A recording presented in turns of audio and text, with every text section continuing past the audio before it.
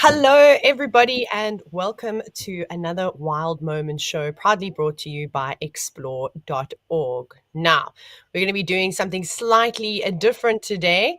As well, I don't have my normal partner in crime, Trishala, with me, but of course, I've got somebody that you have not met yet on my right or left, and that is Anya Mackenzie from the Hoodspray Endangered Species Center. Welcome, Anya. Thank you so much for taking the time out to join us.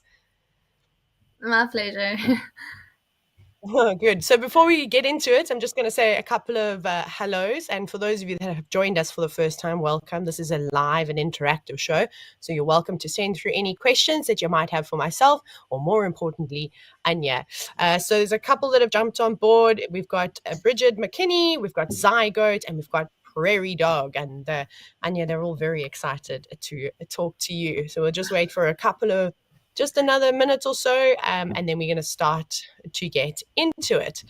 We won't be going through what everyone is drinking today because we don't want to waste too much time, as I'm sure you're all excited to hear exactly what Anya does at HESC, as we typically, well, that's the acronym that everyone uses for the Hoodspray Endangered Species Center. Okay, I'm sure there's more of you that have. There you go. I see Kirsten is directing as always, and she's popping in some messages. There we go. Kaoru, hello. Nice to hear from you again. Wonderful. There's more and more. This is always the exciting thing, is trying to figure out who's in the zoo and who is watching us. And then we've got JJ, who says that they are super excited for the show. Okay, well, without further ado, just very quickly, Anya, could you let everybody that's watching know what you do at HESC? Okay, hello everyone. So I am a curator here at HESC. So basically, I care for the animals and I feed them every day. And I do admin as well. But yeah, basically just feeding them every day, just taking care of them, making sure everyone is good. Yeah, basically that. Okay. Oh, that's good. And no one likes admin, so don't worry, we're allowed to say that here. We won't tell anyone. But at least you get to spend some time out with these amazing wild animals. So, Anya, how long have you been working for HESC for now? Basically a year and 4 months, I think. Oh, amazing. I think that's great. And did you study anything to do what you do now? I studied zoology and tourism at NWU. Okay, great. Amazing. So for those of you, that's a university in South Africa. And yeah, I mean, gosh, zoology, goodness gracious, can we have a call after this? I've probably got a lot to learn from you. Okay, wonderful. So Anya, the viewers have been really enjoying watching rhinos on the live cameras. And something that I've been wondering is, how do you tell the rhinos apart other than their sizes? So I would say, okay, so Esme, I know she's the bigger one. But if you look at the rhino that's usually surrounded by more rhinos, you would know that's Esme because she's like the mother of them all. And if you look, I think it's to your right. I think it's Tava. So basically, Tava is usually a lone ranger, the same as Mango, likes to be alone, or would eat alone. And sometimes you would hear Tava making noises, and yeah. I think Peter, you would see Peter and Bula playing a lot. So if you see rhinos playing with each other, you would know that's the two babies. And yeah, like I said, Mango would be maybe next to Esme, or she would also be a lone ranger like Tava. That's amazing. I actually need to spend a bit more time watching the rhinos when I'm not jet setting around Africa. But I have a question. Who are the two sheep? I love them. And why are they living with the rhinos? So the white sheep that we have there is Millie. She is Esme's companion animal. And then the black brown one is Licorice, and he is Peter's companion animal. So basically, we give our rhinos sheep to keep them company throughout the day because we aren't always available, and it helps with the rewilding of the rhinos. so that they don't have much contact with us. Well, I suppose that's really important. Like you say, especially with the real rewilding process, it must be quite difficult to do something like that. So it's incredible that HESC has developed this program, and I believe it's been quite successful. And you're off the top of the head, do you know how many rhinos have actually been released back into the wild? Um, I think, let me just one, two. I think about 8 or 9. Oh wow, okay, that's quite Yeah. So impressive. it's quite, Obviously, yeah. okay, I mean, that's firstly, that's amazing. And obviously great success stories that you're able to take these rhinos in from, I'm assuming most of the rhinos come in from poaching incidents and calves that have, yeah, their mothers have potentially been killed. And is it quite tricky, especially when they're really young, to raise them to an age where they'll then be able to be released, or do you see quite a bit of like success? Have you kind of got the formula down now? Yes, so because we raised a lot of young ones, it gets easier, but also it depends on rhino to rhino, because sometimes the rhino's stomach doesn't do well type of milk that we give. So then we need to Okay. try new milk out. So it depends. Yeah, it differs from rhino to rhino. That's really interesting. I honestly was under the impression that there was only, one type of milk that's been formulated that's suited to rhino. So I suppose just like everything, everyone has a slightly different digestive system. So that's quite interesting to hear that. That must have been a lot of trial and error as well. Yes, definitely. So, Anya, there's a question from JJ, and JJ would like to know, do you have a favorite rhino? So I don't think I'm supposed to say, but I Oh, would come say that on. Little Peter is my favorite. Little Peter, why is Peter your favorite? So I actually had the privilege to raise Little Peter. So it was really nice to actually get this bond with him. So yeah, so it is Peter.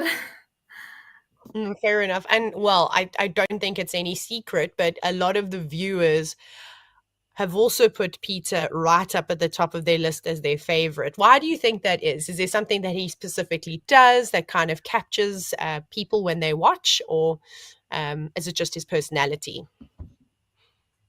I think it's basically his personality. Peter is still a little and you can see he likes to play a lot with the other rhinos.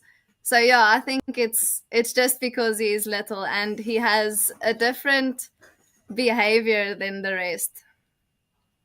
Oh, that's really sweet. I have actually seen a couple of clips of Peter running around. Gosh, it must be quite tricky as well when the rhinos get a bit bigger, and obviously growing up with the sheep. Do they tend to hassle the sheep a little bit, or do the sheep keep the rhinos in line? So it depends.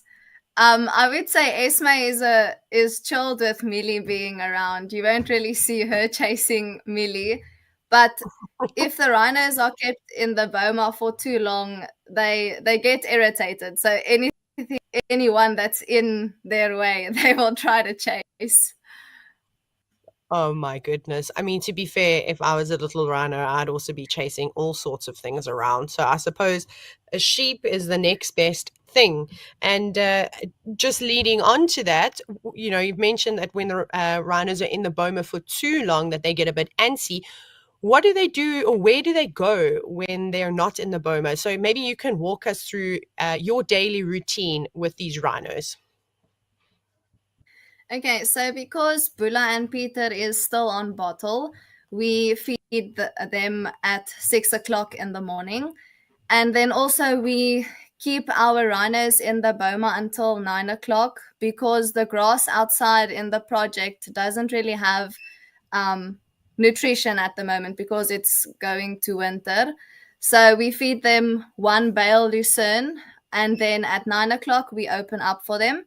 and then they roam free in the project. So you can see them walking and grazing a lot.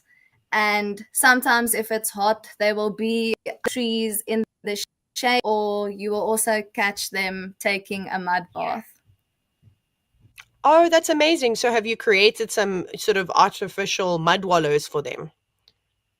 Yeah, so we have some mud wallows around in the project that usually gets water when it rains a lot. Okay, great. And then when you go into winter, do you ever top those water holes up? No, so basically we have a sort of dam in our project as well. So it's you can actually walk towards the dam. So then at the end of the dam they usually wallow there. Oh, okay. It sounds like they've got quite a big area to roam around in, when they were in their Boma. Are we allowed to know how big that area is? So our project is, I think it's 100 hectares big, where our Oh, wow. cheetahs enclosures is about 40 hectares and the rest is basically the project. Okay, amazing. So that's quite big for those of you that are not sure about hectares. It's probably about 230 acres in total that the rhinos are able to roam around in. But Anya, from my understanding, it's not just rhinos that you can find out in the project. What other animals are in there? So you would see we have sables, and then also we have our vultures that are roaming free there. Okay, what species of vultures do you typically find? So we have our hooded vultures, whiteback vultures, cape vultures, and then sometimes we have the lappet face vulture. Oh, wow, that's amazing. That's incredible that they do also come and hang around. For those of you that don't know, it's always really special to see Cape vultures and also lappet-faced vultures. Sadly, they're few and far in between these days. And I mean, even with the sable, are the sable also in sort of rewilding projects? Oh my goodness, I've got a warthog outside my bedroom looking into the window. I wish I could show you all. Sorry, I also live in the bush. Yeah, so our sables are also just in our project. So we have about 15 sables where 13 of them are big ones, and then we have two little calves recently. Yeah, they popped just before the winter. So the reason why the sables are close to the boma is they actually like to eat the rhino's leftovers. So usually in the morning when we open up for the rhinos, we need to close the boma. Otherwise, the sables will actually just go into the boma and eat the food. Oh my goodness, they sound like naughty horses that have discovered a feed room. Oh, that's amazing. That's so great to see. Sable are also another antelope that sadly we don't see anymore. Historically, their distribution, oh gosh, I don't even know in terms of a percentage, how much of that has been lost. So it's great to see that there are so many sable breeding projects too. Also contributing back towards wild populations. I'm loving this. I can't stop looking at these rhinos all gathered around the lucerne. Oh, they must absolutely love it. And I suppose it does get quite tricky when you have to try and feed them, especially going into the winter months. So yeah, very, very interesting stuff. I'm just having a quick look to see if there are any more questions. For those of you that are watching, you're more than welcome to ask questions. If you've got anything for Anya, don't hesitate. Or if you want to ask me anything, of course, you know I don't stop talking. Um, but let me see what else I've got here. So there's no other antelope that are in that boma with them. It's just the sable. There's no impala or steenbok or daker running around. No, no, it's just our sables. Okay, just your sable. Okay, that's good to know. Um, and then I believe. Oh, hang on, wait. Sorry, before I do that, we've got another question of the rhinos.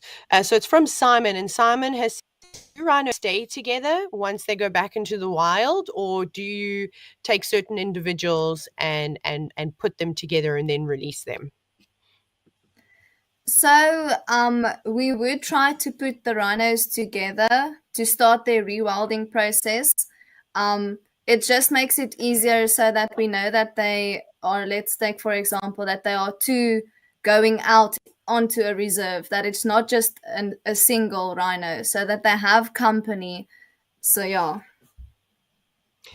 As you can imagine, it would be quite stressful to, rhinos that have been living together and socializing, to just take one individual and put them on a reserve, especially because they haven't lived necessarily a particularly wild life, and that could cause unnecessary stresses.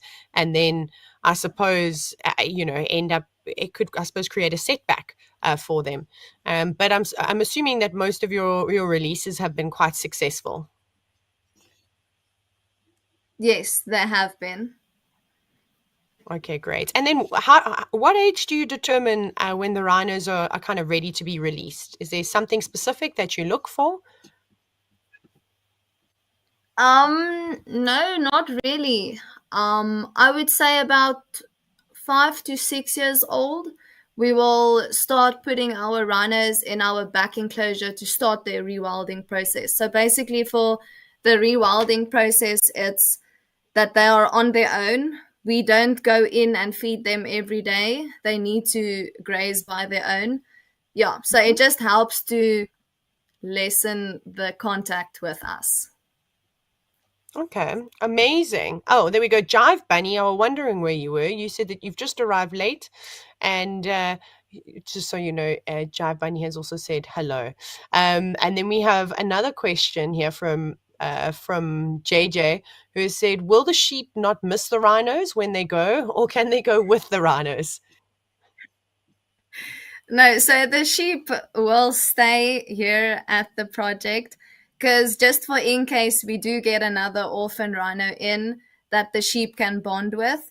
So, yeah, they will stay here. It's not that they will go in the wild. I think they will be the first animal that gets killed. They probably would, even with the protection of a rhino. Shame. I'm sure that the sheep must have some form of attachment to individuals, especially the ones that have grown up with the little ones. So, but of course, I suppose they will get used to it as well.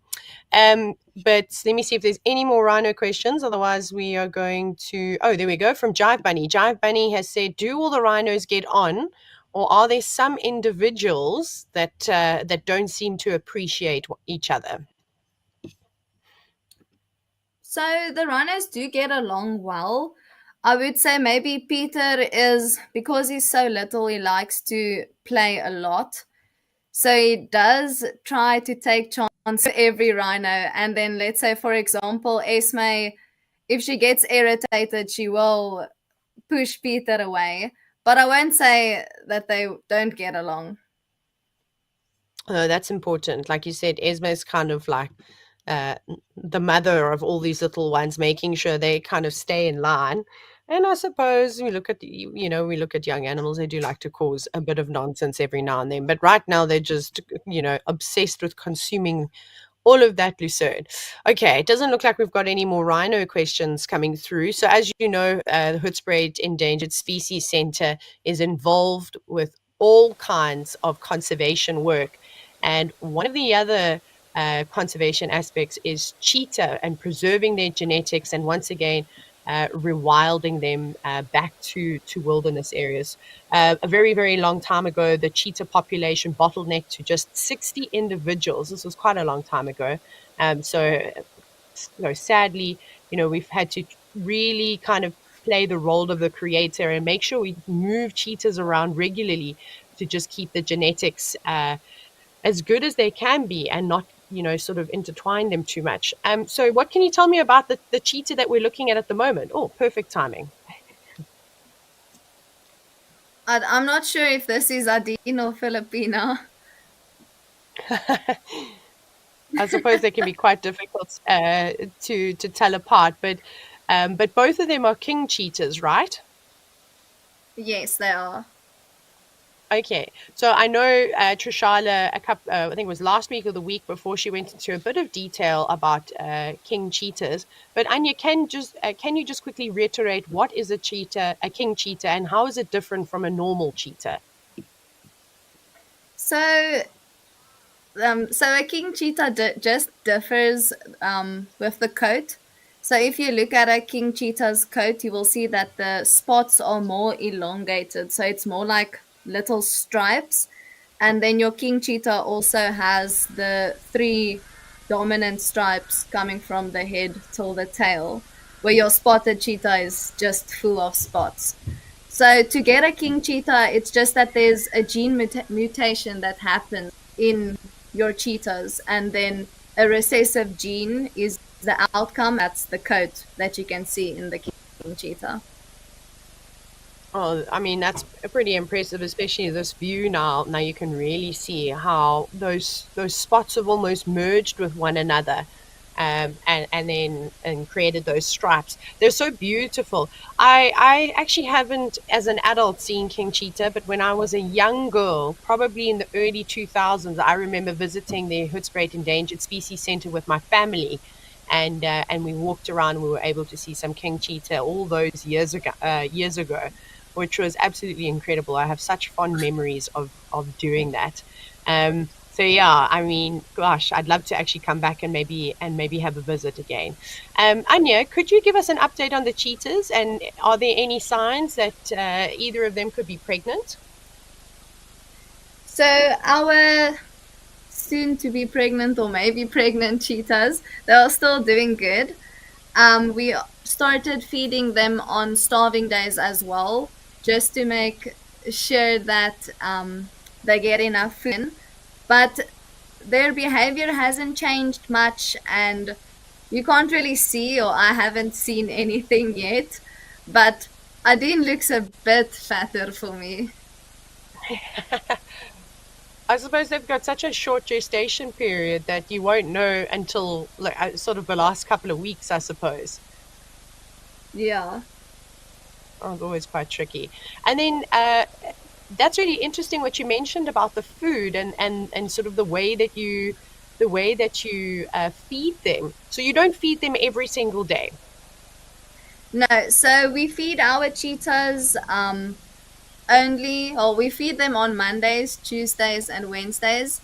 And then Thursdays and Sundays are starving days, and then they get fed on Fridays and Saturdays. So basically, we Okay. put starving days into their diet just so to balance it out as if they were in the wild. And on starving days, we usually give them bones to to chew on. Okay.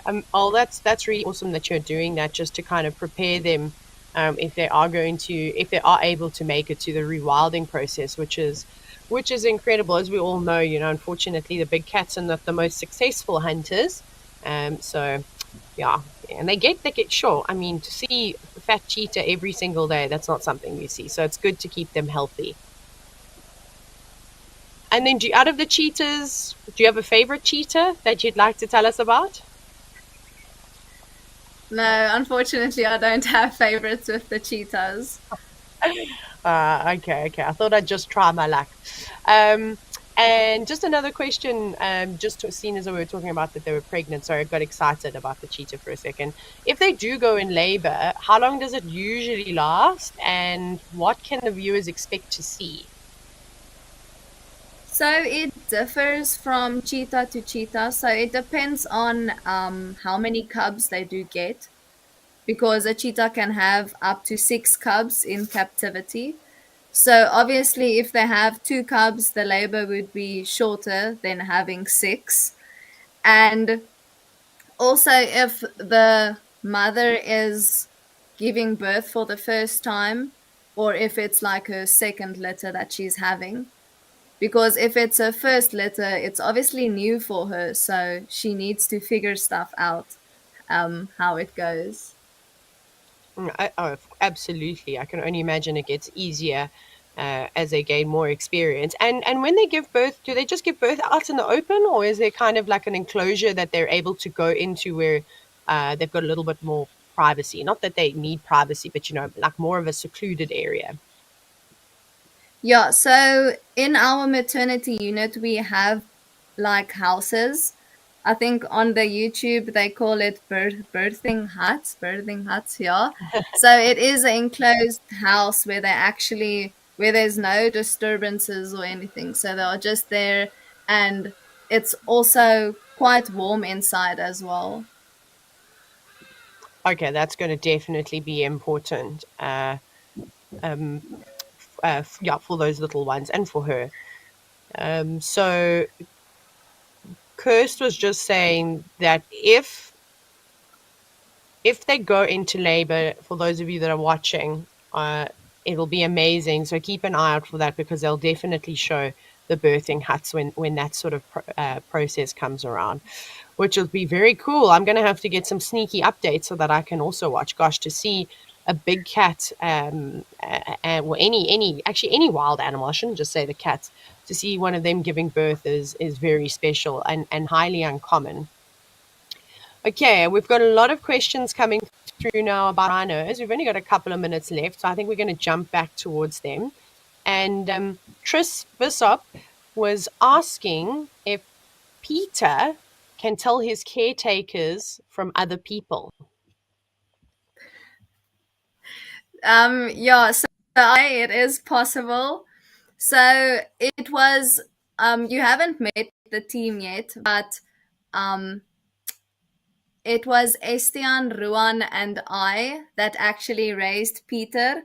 So he has this bond with us. So if you walk by and you do call him, his ears usually goes up. So he knows who was next to him in that time. So for those of you that are wondering, I'm assuming, and Anya, please correct me. I mean, rhino sense of smell is highly developed, and I'm pretty sure, just like a rhino learns the scent of its mother and probably this, the vocalizations of its mom, it'll be able to understand and pick up the different tones and which, the various caretakers speak in, and then also your scent. So that'll be really amazing. I've seen some incredible videos from different places where you see the little rhino calves get so excited when they see their caretakers again. It's so sweet. It must be so special to have a relationship with something like a rhino. I only get to sit and watch them, from a vehicle, from a distance, but to have that hands-on experience and to know that you're doing such meaningful work, contributing so positively to conservation, it must be so rewarding. Yes, it is. And then there's a question from Amber. Amber's asking, how old are the two youngest rhinos, and how old were they when they arrived? So Bula was about 7 months old when he arrived, and he's now a year and 1 month old. And Peter was 3 months old when he arrived, and he is now 10 months old. Oh, wow. Gosh, Peter he must have been so small. Yeah, he was. Do you know how much he weighed when he first arrived? I think it was about 140 kgs, I think. Oh, oh my goodness, that's huge. That's obviously we look at how much we as humans weight, but we don't really have much sustenance. We don't have very dense bones or a thick hide to cover our bodies. So I suppose that all starts to contribute uh, to the weight. It makes me feel a little bit better about myself. Oh wow. Well, this is honestly just amazing. You can see some of the which one is the one that's lying down now? Do you by any chance know? I think that one is Peter. Oh, very okay. That makes sense. I suppose when you're quite young, you play a lot, and then your legs get a bit tired, and you're going to have to take a siesta. But that's all the time that we have for today. Anya, thank you so much for joining us, and yeah, just chatting about the line of work that you're in. I think we've all learned a lot, and we're looking forward to following Peter's story. I think specifically, and hopefully be able to see his release. But yeah, thank you so much for joining us, and we hope to see you soon. Or I might have to pop down to HESC and meet you for myself. Yes, please do come. Okay, wonderful. Well, thank you everybody for your questions. We'll see you again on Tuesday, and then of course next week Thursday for another episode of Wild Moments.